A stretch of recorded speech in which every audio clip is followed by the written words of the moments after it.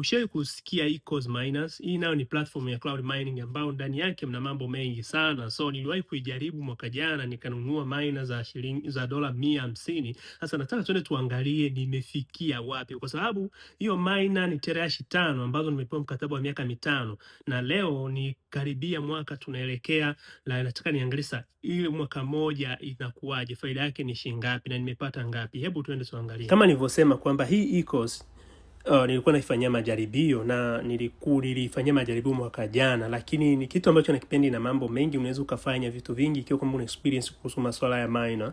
Mimi niliwahi kununua, lakini waliwahi kunipa offers kuikubali. Ni kama offer hii hapa ambayo ya kwanza ilishaga expire ndani ya siku 30, lakini mimi sikuitumia. So lakini mwisho wa siku nikaja nikanunua hizi miner hizi, yani nikanunua terahash 5 ambazo ni hii hapa, kama unaiona hizo terahash 5 wakawa wamenipa nitumie. Ukiangalia hapo nimenunua mwezi wa 8 2025, inaenda kuexpire mwezi huo 2030, bado siku nyingi zimebaki. Lakini kumbuka kwamba hii nimenunua kwa dola 150, mkataba wa miaka 5, na hapa ndo pesa ambayo nishaitengeneza ni dola 30 tu. Just imagine ni kama tuko mwezi huu ambao ni mwezi wa 4, bado miezi mbele, ndani ya miaka 5 nitakuwa nimetengeneza shilingi ngapi? Kwa hiyo nipe maoni yako kuhusu uwekezaji huu.